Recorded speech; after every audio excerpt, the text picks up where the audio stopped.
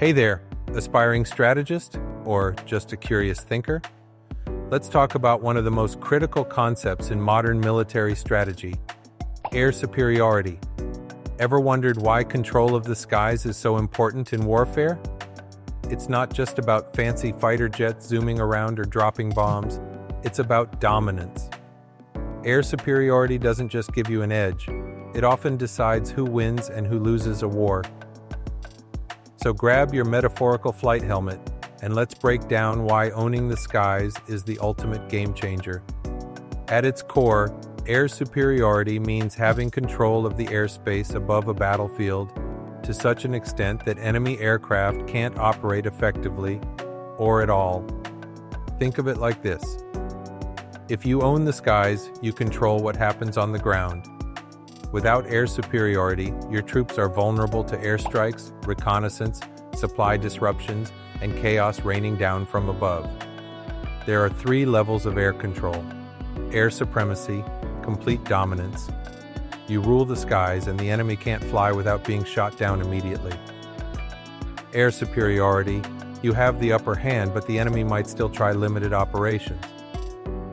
Air parity. Both sides share roughly equal control of the skies, leading to a stalemate. Air denial. The enemy has the advantage, and you're stuck scrambling to protect yourself. Spoiler alert, if you're aiming to win a war, air supremacy or superiority is where you want to be. Imagine trying to fight a battle while someone is constantly watching your every move, bombing your positions, cutting off your supplies, and hunting your reinforcements. That's exactly what happens when you lose the skies. It's like playing chess blindfolded while your opponent sees every piece clearly.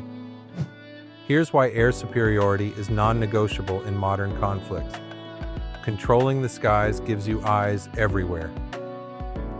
Aircraft equipped with advanced sensors, radar, and cameras can track enemy movements, identify targets, and provide real-time intelligence to commanders on the ground.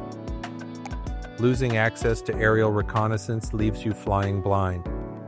Fighter jets and attack helicopters aren't just for show, they deliver devastating firepower directly to the front lines. Troops love close air support because it turns the tide of battles by destroying tanks, bunkers, and enemy formations before they can cause harm. Want to stop the enemy from resupplying their forces? Bomb bridges, roads, railroads, and convoys. With air superiority, you can disrupt supply chains and starve opposing armies of fuel, ammunition, and reinforcements. If you really want to hurt the enemy, hit them where it counts. Their industrial base, energy infrastructure, communication hubs, and leadership centers. Precision strikes from bombers and drones can cripple an adversary's ability to wage war altogether. Let's face it, there's nothing more demoralizing than hearing the roar of enemy jets overhead, knowing they can strike anytime. Air superiority breaks the will of both soldiers and civilians alike. Winning the skies isn't as simple as sending out a few planes. It takes planning, technology, training, and guts. Here's how militaries go about achieving air superiority. You need planes that are faster, stealthier, and better armed than the enemy's. Modern fighters like the F-22 Raptor, F-35 Lightning II, and Su-57 Felon dominate the skies thanks to advanced avionics, radar-evading designs, and unmatched maneuverability. Missiles matter. Beyond visual range, BVR, missiles allow pilots to engage enemies long before they even see them. Meanwhile, dogfighting missiles ensure victory in close-quarters combat. And don't forget precision-guided munitions for taking out ground targets with surgical accuracy. AWACS, Airborne Warning and Control System. Aircraft act as flying command centers, coordinating fleets of fighters, detecting threats, and managing air traffic.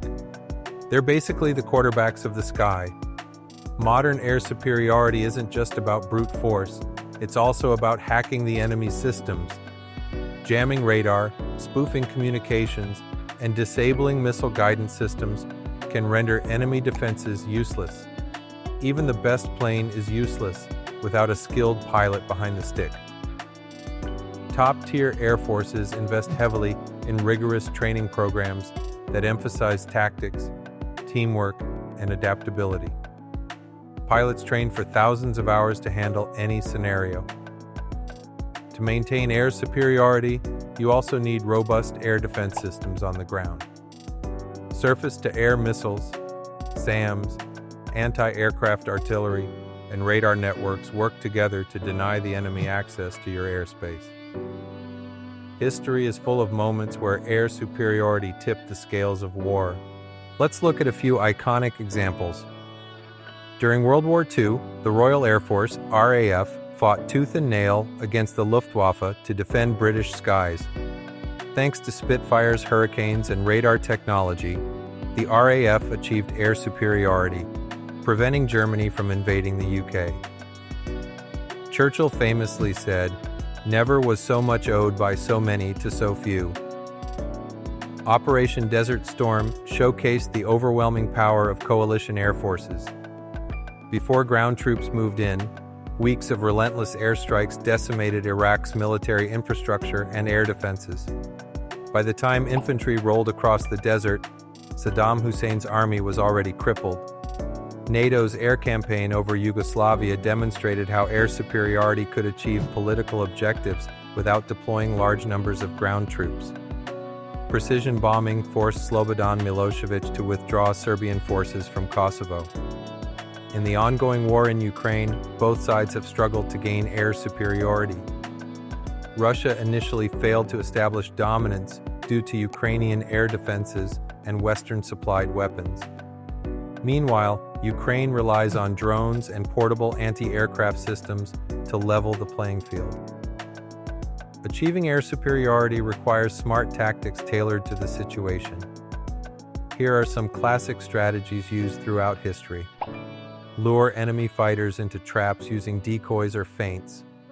Once they commit, pounce with overwhelming force. Before engaging in dogfights, neutralize the enemy's SAM sites, radar stations, and anti-aircraft guns. Wild Weasel missions specialize in this role. Overwhelm the enemy with sheer numbers. Even the best pilot can't fend off multiple attackers simultaneously. Use stealth aircraft to penetrate deep into enemy territory undetected, striking high-value targets and disrupting command structures. Coordinate air operations with ground and naval forces. For example, use airstrikes to soften up enemy positions before a tank assault. Air superiority isn't just a luxury, it's a necessity. In today's fast-paced, tech-driven battle space, controlling the skies determines everything from troop morale to logistical success. As legendary General Karl von Clausewitz once said, "The side that controls the air usually wins." Truer words were never spoken. So next time you watch a jet streak across the horizon or hear the distant rumble of a bomber, remember, those machines aren't just tools of war, they're symbols of freedom, protection, and strategic brilliance. Air superiority ensures that the skies belong to those who value peace and are willing to fight for it. What do you think?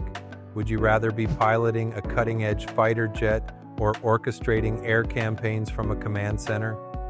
Either way, the skies are calling.